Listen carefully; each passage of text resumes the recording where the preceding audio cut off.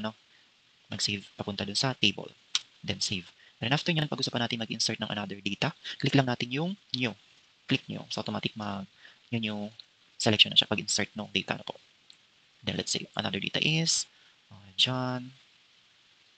Let's say M. And then last name is Andres. Then age, let's say 22. Gender is, palitan natin, Mary. Yeah. And then gender is female. And then date of birth, let's say yan. And then street or Purok, let's say Purok 5. And then Fondado, state or municipality, say Daet. Then province is Camarines Norte. So, sample lang po yung data na naka-insert natin dito, no? And then next is, let's say 09123. So, yan. And the next is email. Let's say Andres at gmail.com. And then click save. So, yan. Meron na po tayong data. Dalawang inserted data na po. So, yan. Balik tayo dun sa close na natin to. Close na natin to. And then open natin yung student table. So, yan. Yung dalawang data na na-insert natin sa student table gamit yung student form. So, ang problema nga lang, hindi tayo nag-insert ng picture. So, try natin mag-insert ng picture. Or edit yung form. Let's say this one. So, double-click lang natin to and then add photo. Let's say, tayo sa downloads. And then, let's say this photo. And then, yan. And then, okay. So, yan. Meron na tayong picture. And then, save. Save natin. And then, close. So, close natin to and then open ulit. So, yun. Kung mapansin nyo dun sa attachment po, dun sa photo. So, meron na siyang lamang isa. Then, balik tayo sa form. And then, gusto naman natin na makita yung mga previous data or yung last data na naka-insert mo. So, balik tayo dun sa design view ng form. And then, add tayo ng another button. Add ng another button. Let's say yung button is this one, record navigation, and then next or go to next record. And then next, and then edit natin yung text. So, gusto ko is next. Or mas okay na rin siguro yung next record. Record. Yan. Next, and then finish. And then add tayo another button para naman sa previous record. And then text, and then previous record. And then next, and then finish. So yan, paano meron na tayong button for next and previous record. So save natin yung form, save, and then double click natin yung form. So yan, yung next record and previous. Ito natin yung previous. So wala na tayong i-previous kasi ito yung pinakaunang data na naka-insert. Ano po? So next record. So yan yung pangalawang data. Previous and next. Yan. Modify natin itong photo. Double click. Lagyan natin ang laman. So let's say this one, and this. Yan. Save. So yan po and then next one, next. Okay. So okay na. Meron na tayong table for student and form ni student. So yung next naman natin is table for subject. And then, create din tayo ng form para sa subject. So unahin natin yung table. So punta tayo sa create and then table design. So first field is, let's say subject ID. And then, data type niya is dapat naka-auto increment or auto number. And then, see subject or subject ID is set natin siya as a primary key. And then, next field is subject code. And then, short text. And then, subject description. And then, short text. So, yan. And then, save natin yung table. Save. And then, pangalan ng table. Let's say, TBL subject. Then, abbreviation. Then, okay. So, yan. Meron na tayong table for subjects. Next naman is, create tayo ng form para kay subject. So, select natin yung table na subject. And then, punta tayo sa create. And then, form wizard. And then, make sure na ang nakaselect is yung subject na table. And then, lahat ng field dito sa left side is lipat natin sa right side. So, yan. And then click next. And then next. Then rename natin yung pangalan ng form. Let's say subject form. And then modify the form design and then finish. So yan, ito na yung form para sa subject. So pwede natin siyang i-modify, improve yung design, depende sa gusto nating design ng form. Ano po? So ito, palitan ko to. Kulay, sa bold text ko, palitan ko ng font, style. Say this one. Ito na lang. And then size, and then center ko siya.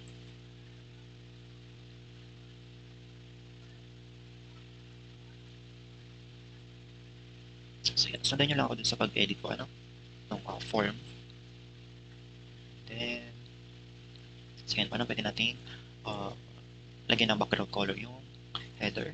So right click, this one, ito. And then sa details, palitan din sa atin ang background color. So this one. And then yung ito, so gawin ko siyang naka-bold text and then black. Ano po? So adjust ko to. Adjust ko to. So pantay ko lang siya doon. And then this one. Then move ko siya ng konti sa baba.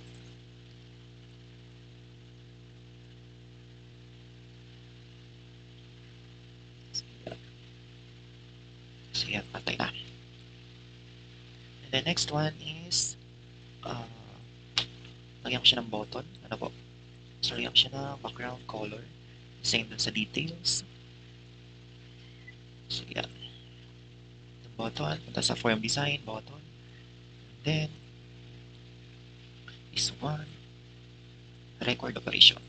And then save record.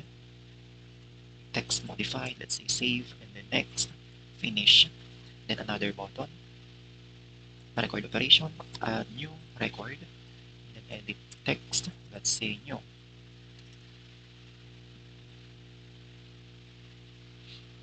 And then next, finish.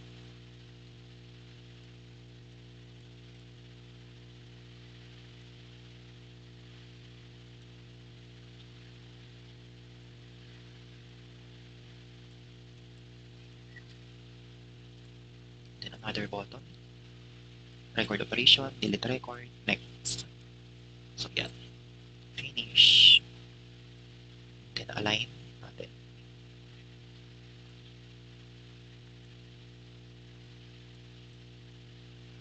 Then another button, let's say print a form, next, and then finish.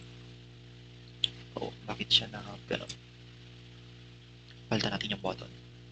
So button, form operation, print a form, next, and then subject form. Make sure na nakaselect is yung subject form po, ano?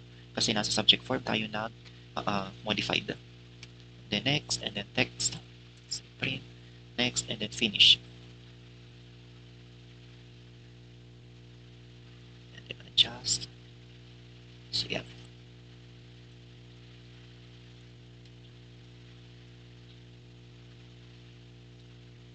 And then another button for next record, next, and then text.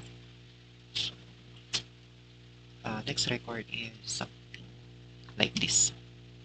Then finish.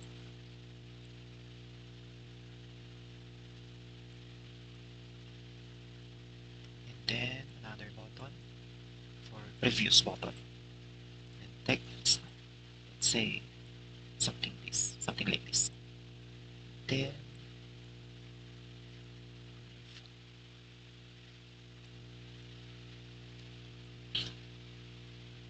so yan. Then double click natin yung subject form.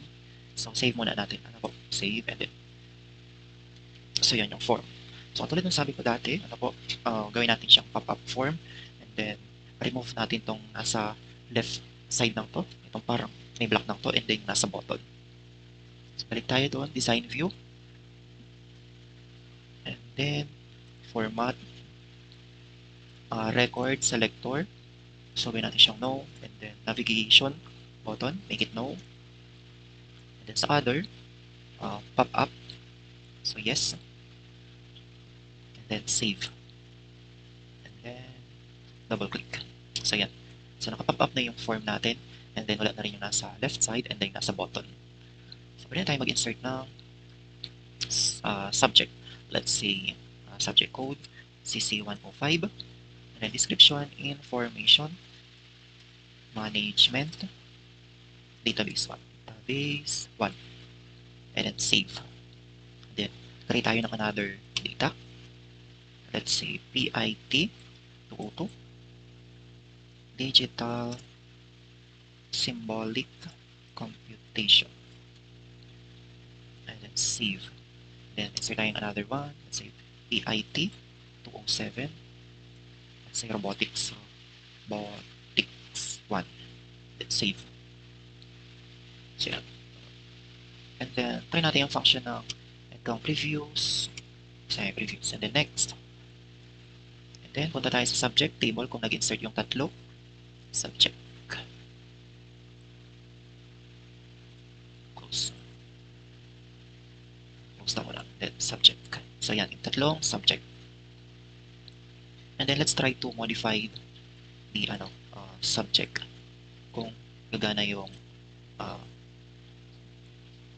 pag-delete or pag-edit ng subject data. And let's say this one. So delete natin. So yes. And then kung mapapansin nyo, dalawa na lang yung data, no? 1, 2. So wala na yung pangatlo. So tingnan natin dito. So deleted. So close natin. Diba? See the changes? Yes.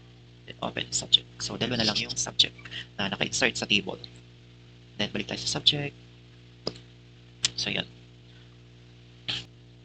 Okay guys, so next naman natin is try natin tanggalin tong student form. Itong nasa pinaka-taas. And then yung tatlong command ng to. Yung close, yung ito, then this one. So tanggalin natin yan. So balik tayo sa design view.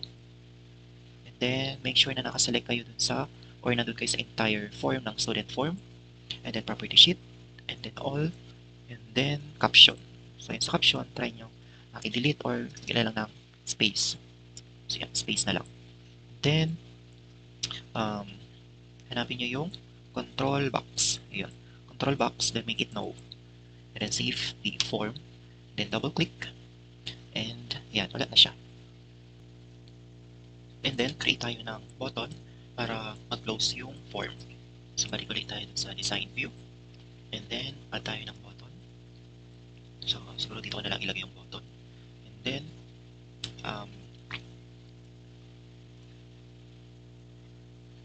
where is it? Ayun. Dun sa form operations, and then close form. And then next. And then text. Let's say close. So is close lang. And then next, and then finish.